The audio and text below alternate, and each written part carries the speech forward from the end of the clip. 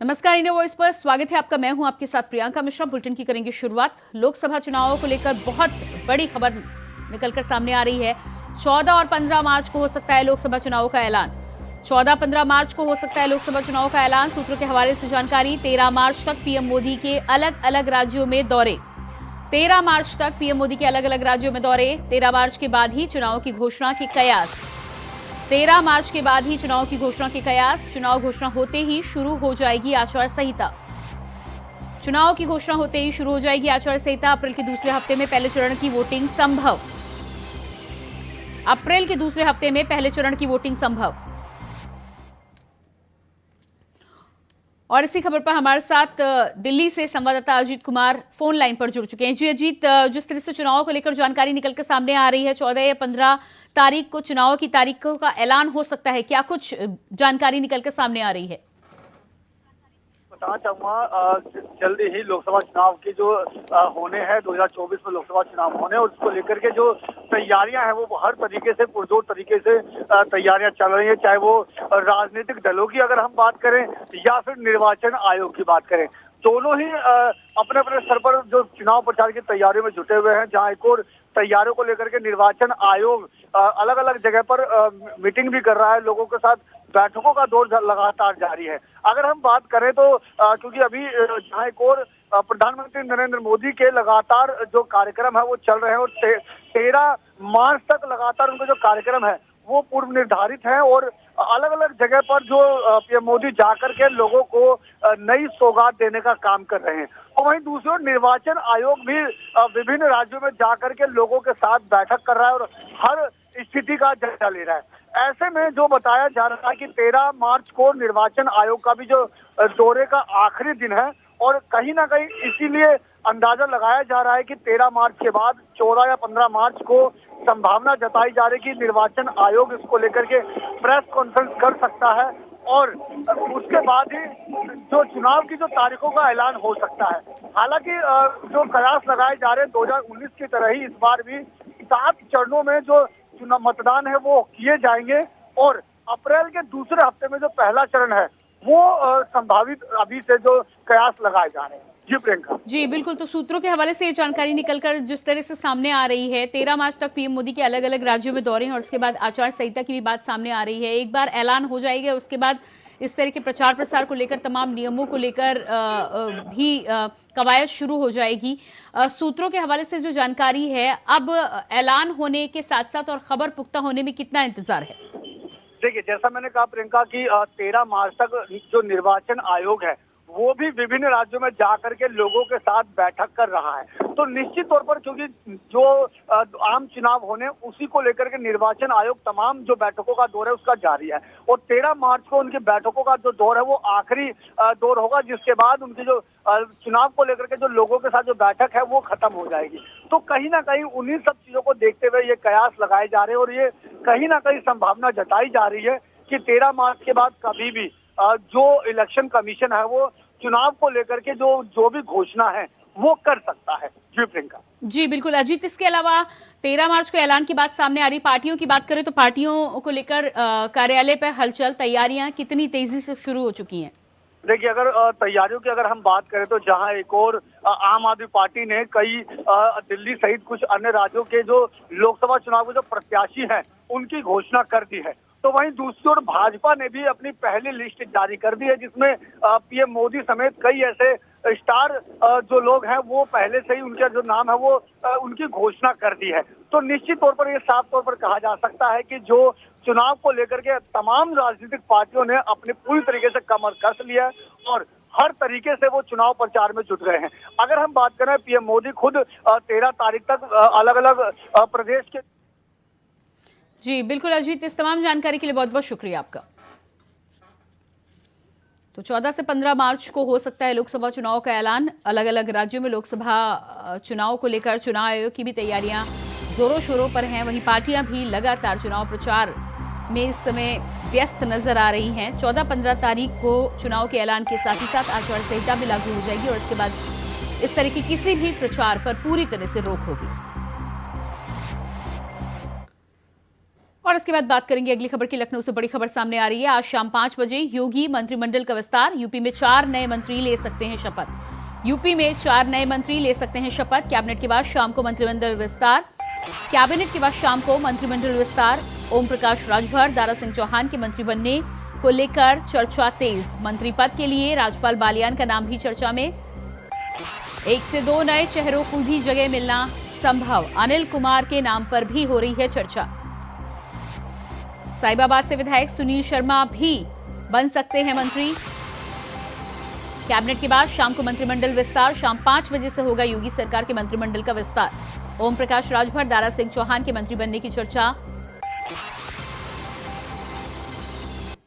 मंत्री पद के लिए ओम प्रकाश राजभर सुभाषपा से, एमएलसी दारा सिंह चौहान बीजेपी से, राजपाल बालियान आरएलडी से,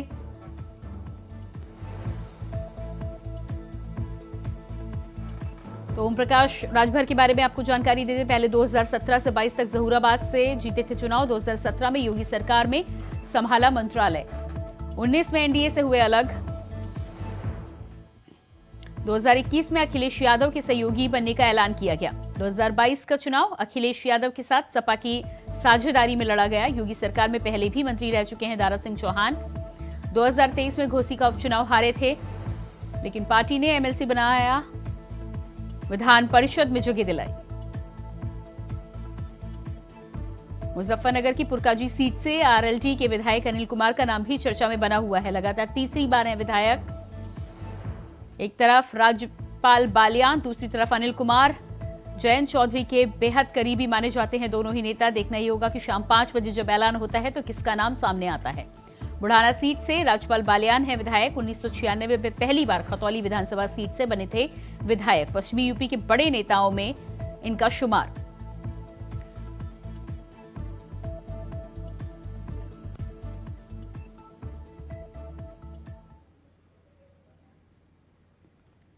तो वर्तमान में ओम प्रकाश राजभर सुभाषपा के अध्यक्ष। 2017 से जहूराबाद से विधायक। 2017 को पिछड़ा वर्ग कल्याण विभाग और विकलांग जन विकास विभाग के मंत्री बने थे। 2019 में राजभर को गठबंधन विरोधी गतिविधियों के कारण मंत्रिमंडल से बर्खास्त किया गया। 22 में सपा के साथ गठबंधन में चुनाव लड़ा। 6 साल बाद एनडीए में फिर से हुई वापसी। वर्तमान में ओम प्रकाश राजभर सुभाषपा के अध्यक्ष।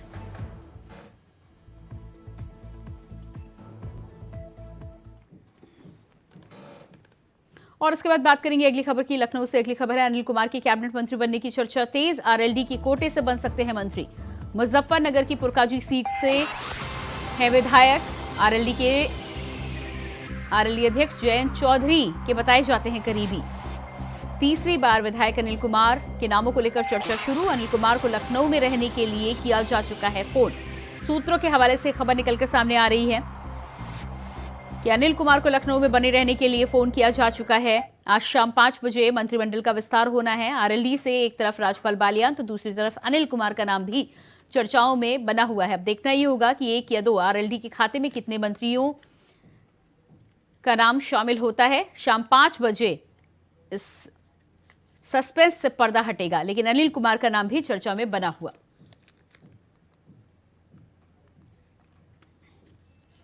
मंत्री पद के लिए राजपाल बालियान का नाम भी चर्चा में।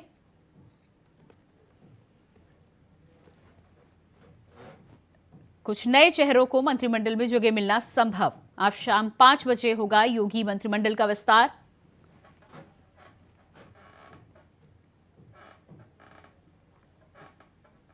और इसी खबर पर हमारे साथ लखनऊ से संवाददाता मोहम्मद आसिफ लाइव जुड़ चुके हैं। जी मोहम्मद आसिफ, जिस तरह से आरएलडी के अनिल कुमार के नाम को लेकर चर्चा शुरू हो चुकी है, सूत्रों के हवाले से जानकारी आ रही है कि लखनऊ में रहने के लिए उन्हें फोन भी जा चुका है, क्या कुछ जानकारी है? जी बिल्कुल प्रियंका, बता दूं कि यूपी कैबिनेट की बैठक हो चुकी है और इसके बाद आज शाम को जो है कैबिनेट का विस्तार होगा, मंत्रिमंडल का विस्तार होगा। और इसमें जो सूत्रों के मुताबिक अगर बात करें तो ओम प्रकाश राजभर, दारा सिंह यादव समेत 5 या 6 मंत्री बनाए जा सकते हैं। मंत्रिमंडल का विस्तार में ऐसे चेहरों को भी शामिल किया है जो लोकसभा चुनाव को देखते हुए कहीं न कहीं बीजेपी की नीति को फायदा पहुंचाए। वहीं दूसरी तरफ यह भी कहा जा रहा है कि जिस तरह से ओम प्रकाश राजभर मंत्री पद के लिए लगातार बयानबाजी कर रहे थे, हालांकि दारा सिंह जो है जब बीजेपी में शामिल हुए थे तो उनकी तरफ से अभी तक कोई बयान नहीं आया, लेकिन ओम प्रकाश राजभर के मंत्री बनने को लेकर तमाम चर्चाएं राजनीतिक गलियारे में तेज हो गई थी। पिछले कई दिनों से सिर्फ यह कयास लगाया जा रहा था कि ओम प्रकाश राजभर, दारा सिंह समेत कई लोग मंत्री बनाए जा सकते हैं, लेकिन आज जो है मंत्री मंडल का विस्तार हो सकता है। आज शाम 5 बजे इसके लिए पूरी तैयारी भी कर ली गई है। यूपी सीएम योगी आदित्यनाथ राज्यपाल से भी मुलाकात कर चुके हैं और सूत्रों का यह कहना है कि रालोद से 2 विधायकों को मंत्री बनाया जा सकता है और साथ ही साथ बीजेपी से भी 1 मंत्री बनाया जा सकता है। अगर बात करें रालोद की तो राज्यसभा चुनाव में पूरी डील तय हो गई थी मंत्री बनाए जाने को लेकर। सूत्रों का यह कहना है कि जो क्रॉस वोटिंग रालोद के जो विधायक है उन्होंने बीजेपी के पक्ष में वोट किया और चुनाव के पहले ही रालोद ने बीजेपी का दामन थामा और सहयोगी पार्टी बन गए और इसी दौरान ही बीजेपी और रालोद के बीच पूरी डील तय हो गई थी और इसी का नतीजा माना जा रहा है कि रालोद से 2 मंत्री बनाया जा सकता है। तो कुल मिलाकर यह कहा जा सकता है कि 1 मंत्री बीजेपी का, 2 रालोद से, 1 सुभाषपा अध्यक्ष ओम प्रकाश राजभर और बीजेपी में शामिल हुए दारा सिंह को मंत्री जो है आज बनाया जा सकता है। जी बिल्कुल मोहम्मद आसिफ, तो इसका मतलब ये है कि आरएलडी के 2 मंत्रियों के नाम जो चर्चा में हैं, यानी कि राजपाल बालियान और अनिल कुमार, इनके नाम लगभग फाइनल हो चुके हैं। जी निश्चित तौर पर प्रियंका, इन दोनों विधायकों के पास जो है फोन भी जा चुका है, उनको लखनऊ बुला भी लिया गया है और इन नेताओं को मंत्री बनाने की पूरी कवायद भी की जा चुकी है। सिर्फ मूर्त रूप देना है आज शाम 5 बजे और लोक भवन में जिस तरह से मंत्रिमंडल का विस्तार होना है उससे कहीं ना कहीं जो है बीजेपी ने एक दांव भी खेला है, क्योंकि आने वाला लोकसभा चुनाव भी काफी दिलचस्प होना है। यहाँ पर पीएम मोदी के नाम पर भी अगर बात करें यूपी की तो यूपी जी मोहम्मद आसिफ, क्या इन अटकलों के बीच कहीं से कोई बयान भी निकलकर सामने आ रहा है आरएलडी की तरफ से, बीजेपी की तरफ से?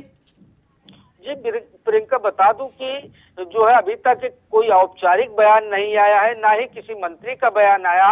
हाँ, इतना जरूर है कि जिस तरह से फोन कर विधायकों को राजधानी लखनऊ बुलाया जा रहा है, तो ऐसे में यह कहा जा सकता है कि आज शाम 5 बजे मंत्रिमंडल का विस्तार हो सकता है। हालांकि रविवार को भी कयास लगाया जा रहा था कि मंत्रिमंडल का विस्तार होना है, जिसमें राजभर, दारा सिंह समेत 5 या 6 लोगों को मंत्रिमंडल में शामिल किया जाएगा, लेकिन जो ऐन वक्त पर जो है मंत्रिमंडल विस्तार का जो कार्यक्रम रखा गया था वह टल गया था। हालांकि अब जो बातें सामने आ रही है, सूत्रों का दावा है कि आज ही जो है योगी के मंत्रिमंडल का विस्तार होगा और उसमें जो है जिनके नाम शामिल किए गए हैं, चाहे रालोद के हों या फिर ओम प्रकाश राजभर हो या फिर दारा सिंह, सभी का मंत्री बनना तय माना जा रहा है। जी प्रियंका। जी बिल्कुल मोहम्मद आसिफ, इस तमाम जानकारी के लिए बहुत बहुत शुक्रिया आपका। तो ये हमारे संवाददाता मोहम्मद आसिफ थे, जानकारी दे रहे थे कि सूत्रों के हवाले से जानकारी निकलकर सामने आ रही है। खबर लगभग पक्की है, शाम 5 बजे तक का इंतजार करना होगा।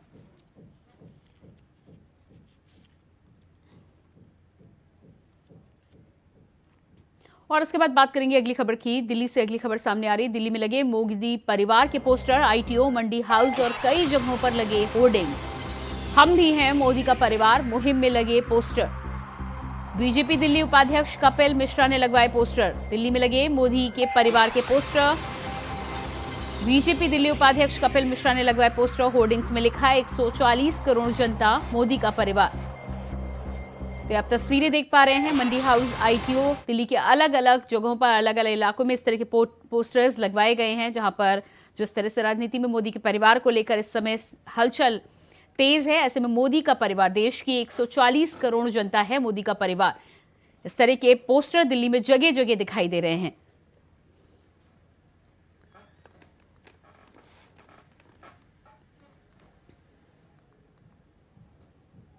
और इसी खबर पर हमारे साथ दिल्ली से संवाददाता अजय चौहान लाइव जुड़ चुके हैं।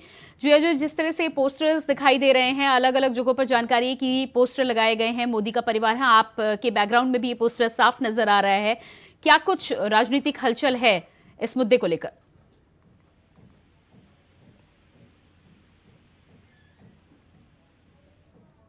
जी अजय, क्या मेरी आवाज आपको मिल पा रही है?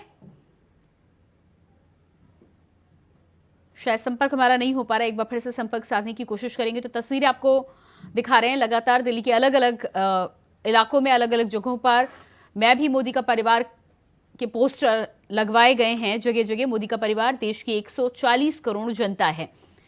तो आपको बता दें कि बिहार में लालू यादव ने जिस तरह से मोदी के परिवार को लेकर टिप्पणी की थी, उसको लेकर भारतीय जनता पार्टी इस समय मुखर नजर आ रही है। अलग अलग जगहों पर बीजेपी के उपाध्यक्ष कपिल मिश्रा के द्वारा पोस्टर लगवाए गए हैं, जहां पर मोदी का परिवार देश की 140 करोड़ जनता को बताया गया। और एक बार फिर से हमारे साथ अजय चौहान संवाददाता दिल्ली से लाइव जुड़ चुके हैं।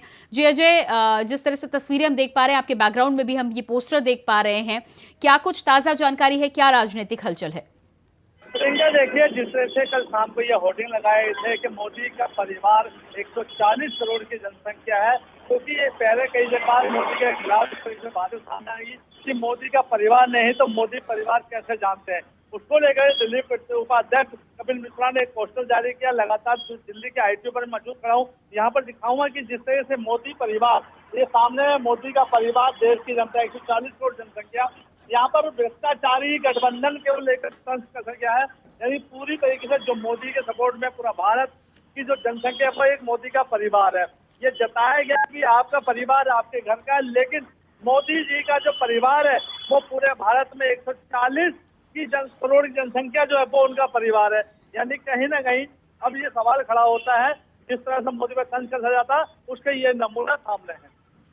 जी बिल्कुल। तो इन पोस्टर्स की जो जानकारी निकलकर सामने आ रही, दिल्ली में कहां कहां पर ये पोस्टर लगवाए गए हैं और क्या बीजेपी इस मुहिम को और आगे बढ़ाएगी? लगाए गए फिलहाल अभी ITO पर नजर आए हुए थे, मंडी हाउस में लगे थे, वो हट गए हैं, शायद नहीं मिल पाए थे। लेकिन जो रिंग रोड साइड में कुछ वहाँ भी लगाए गए थे। ये फोर्स एरिया रिंग रोड ये यहाँ से जोड़ रहा था ITO पर, क्योंकि यहाँ पे एक तरफ नहीं, दोनों साइडों में यहाँ पोस्टर है। एक ही साइड पोस्टर है, एक दूसरी साइड पोस्टर है। टू साइड लोग जब आएंगे तो मोदी का जो पोस्टर है उनके सामने नजर आएगा। इसी को लेकर के सुर्खियों में देखना ये होगा कि 2024 का लोकसभा चुनाव नजदीक है।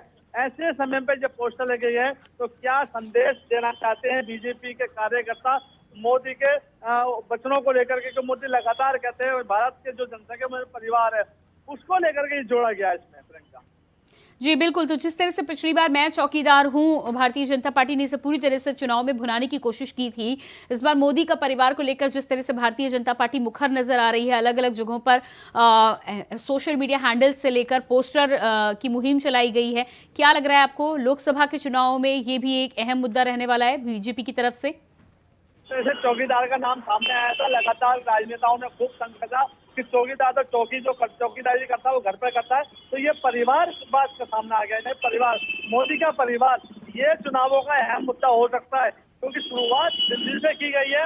अब देखना यह होगा कि पूरे भारत में क्या मोदी के इस तरह से पोस्टर लगे जाएंगे, क्योंकि मोदी का रथ गाँव जा रहा है। वो पहले ही लॉन्च हो चुका था 1 महीना पहले कि हर गाँव हर घर तक मोदी का रथ जाए और जो विकास किया है मोदी जी ने उसका पूरा प्रचार किया जाए। तो आज नया पोस्टर जारी हुआ है कि देश की जो जनसंख्या 140 करोड़ वो मोदी का परिवार है, ना कि मोदी अकेले हैं। जी बिल्कुल अजय, इस तमाम जानकारी के लिए बहुत बहुत शुक्रिया आपका।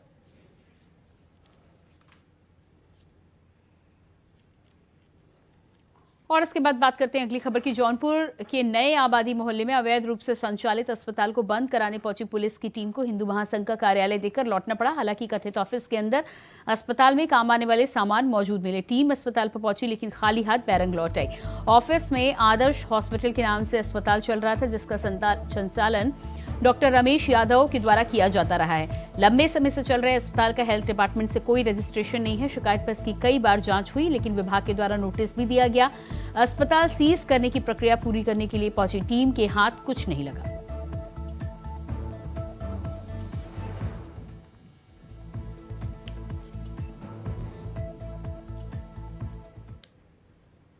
अमेठी में सड़क हादसा सामने आया है जिसमें करीब आधा दर्जन लोग घायल हो गए। वैवाहिक कार्यक्रम से वापस लौट रहे बोलेरो कार की आमने सामने जोरदार टक्कर हुई।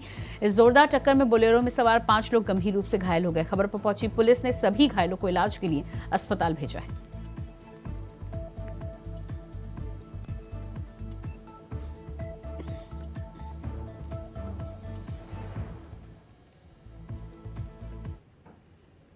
और इसके बाद ग्रेटर नोएडा से बड़ी खबर सामने आ रही है। एयरटेल कंपनी के गोदाम में गिरी रैक गिरने से 3 मजदूर दबे, 1 मजदूर की हुई मौत। ग्रेटर नोएडा से इस वक्त की अहम जानकारी। एयरटेल कंपनी के गोदाम में गिरी रैक। तो तस्वीरें आप देख पा रहे हैं किस तरह से रैक गिरने से एयरटेल कंपनी के गोदाम में हड़कंप मच गया। तस्वीरें आप देख पा रहे हैं, भारी भरकम सामान से लदी रैक अचानक गिरने से 3 मजदूर इस रैक के नीचे दबे बताए जा रहे हैं। सूत्र के हवाले से जानकारी निकलकर सामने आ रही है। 1 मजदूर की इस घटना में मौत बताई जा रही है। तो बड़ा हादसा हुआ है। ग्रेटर नोएडा से इस वक्त की अहम जानकारी। एयरटेल ऑफिस में हुआ हादसा। एयरटेल कंपनी के गोदाम में रैक गिरने से 1 मजदूर की मौत।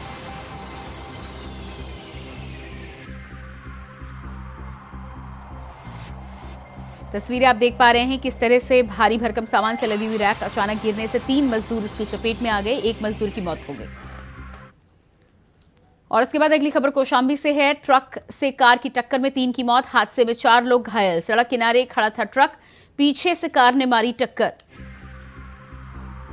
NH 2 पर हुआ हादसा। कौशाम्बी से इस वक्त की अहम जानकारी। सड़क किनारे खड़ा हुआ था ट्रक, पीछे से कार ने मारी टक्कर। हादसे में 4 लोग के घायल होने की जानकारी। ट्रक से कार की टक्कर में 3 की मौत, 4 घायल। NH 2 पर हुआ हादसा।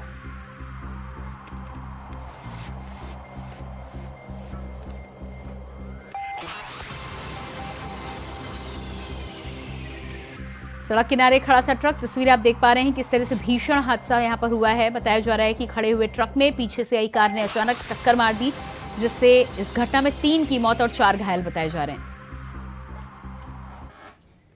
और इसी के साथ फिलहाल इस बुलेटिन में इतना ही। खबरों के लिए बने रहिए इंडिया वॉइस के साथ। नमस्कार।